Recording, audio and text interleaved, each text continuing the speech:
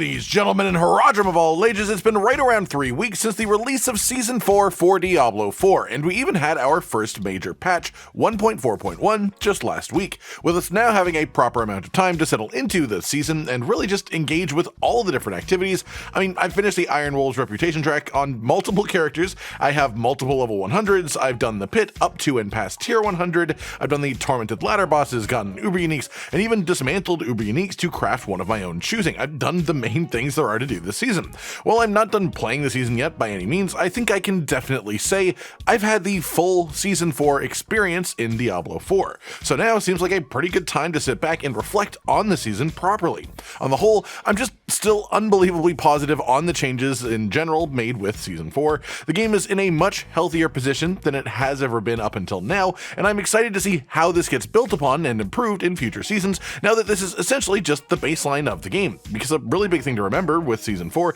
is that 95% of what has changed from before the season is permanent, not just things that will be around for like 3 months before disappearing. It's also worth mentioning that while I will be mentioning things to do with patch 1.4.1 and the issues that it has had, they are mostly minor and are either in the process of being fixed or are already fixed, but it is worth considering them when looking at the season as a whole up to this point. With that out of the way, let's get into the details of it all. The itemization system overhauls have had a massive impact, and almost all of it positive in my mind as well. The main things that I particularly enjoy about it are the fact that it provides just way more player-side customization, particularly in the tempering and major upgrades of the masterworking system, allowing people to just really focus hard into one specific skill or affix if they really want to, and by doing so, this makes a number of builds functional that simply would not have been otherwise. It lets you turn an otherwise garbage piece of gear into an at least decent one, and it lets you turn a good piece of gear into a godly one. This just gives a lot of power into the hands of the player and makes it relatively easy for a somewhat knowledgeable player to get themselves into a strong build,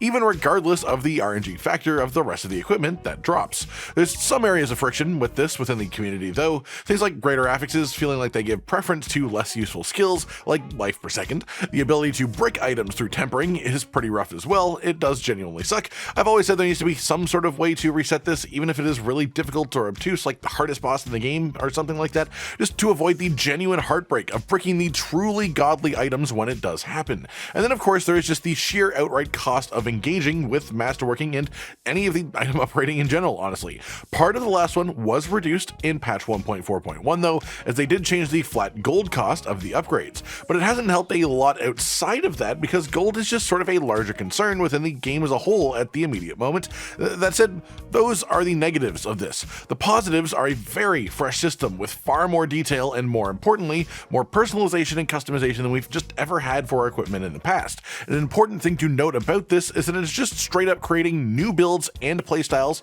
for every class, ways of playing the game that nobody had dared try before this, that are either just made possible or even made worth doing because of these new systems, and that is just really cool to me. Even regardless of the things going on around it, one of my biggest desires and wishes heading into any new season of an ARPG is that new builds will not only exist, but will be properly fun to use, and that is absolutely true for this season. The thing is, usually I talk about the longevity of these changes as if they are a fully good thing, but it is also important to consider the flip side of the coin here. The changes here will be permanent, but that also means the builds that are strong now, that were made strong because of this, will likely stay strong into next season, and while the developers have said that they're willing to add more tempering manuals over time, there will never be as many added in a large group as there has been right now, and thus we are just unlikely to have this level of shift to the general playstyle of each class ever again as we have this season. Sure, the expansion will likely be big and there could be more larger reworks, but those will likely happen one class at a time in the future.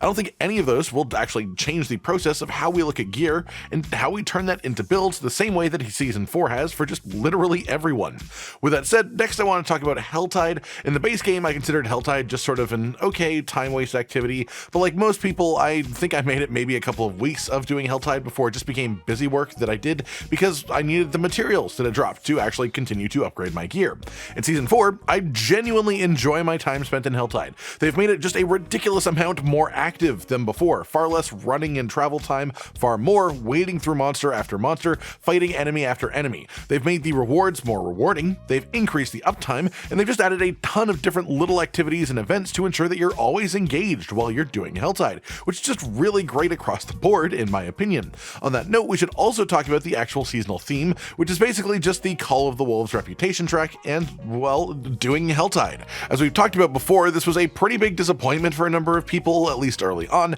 but my personal stance is that if most of the things that happened this season were labeled as being season only, like things like tempering manuals and such, people would be saying it was an awesome seasonal mechanic. The difference is that it's basically something created at the time of the season that the developers just decided even beforehand that they want to keep permanently. So that's sort of the weird dichotomy of Season 4. If you look at it itself as a contained season, only considering the bits that are season only, it's just sort of alright. It has new builds, which is really cool, it has some avenues of new gameplay, which is nice, but the actual season only stuff is very, very light. If, however, you look at Season 4 and consider how it will affect the future of the game, all of the different things that have been changed, and how it will just be the sort of baseline of what Diablo 4 is to come from now, thoughts tend to trend far, far more positively. And there's other reasons for that too. Things like the Pit, which is genuinely a very fun endgame activity, in the lower tiers at least, until you reach the point where you're just getting repeatedly one-shot at the end. The rewards are a bit lacking for higher tiers as well, and I've talked about my issues with the Pit before, but the reason that I talk about them is because what I see is the potential for a really fun, endless endgame activity once they clean up all of the rougher edges,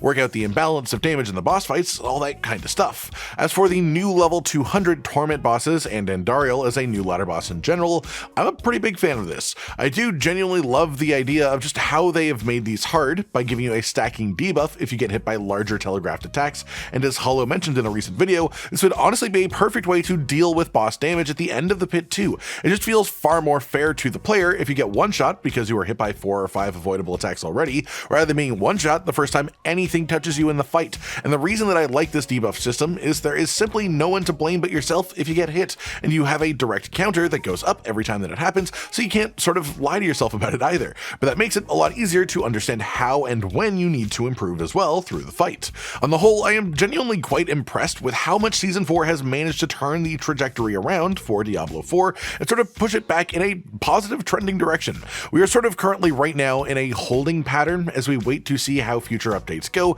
because in a weird way, time will be the ultimate judge for Season 4. You could argue that we lost some aspects of what a season is in order to create a better foundation to build on for the future. And again, without the context of future seasons, Season 4 could be considered middling, but if that context is actually applied, if the developers keep building and improving on these changes for the future, and it proves that they mattered, then there will be no doubt in anyone's mind how good Season 4 was. If, however, we just have more and more issues, backwards fixes that makes things worse, like we had with 1.4.1 for a bit, that opinion could change quite quickly. Personally, I'm optimistic, and again, I still think Season 4 was great in its own right, but the future matters just as much as the past in seeing how true this will all hold to be long term. Like if you liked the video, subscribe to the notification bell for more, and most importantly, ladies and gentlemen, until next time, stay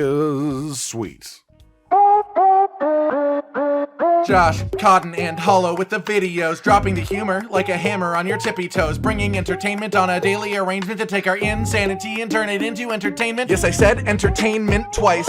to reiterate that it is nice to look into your faces on a mostly daily basis when you let us in your homes to make the whole world a stage. Goodbye.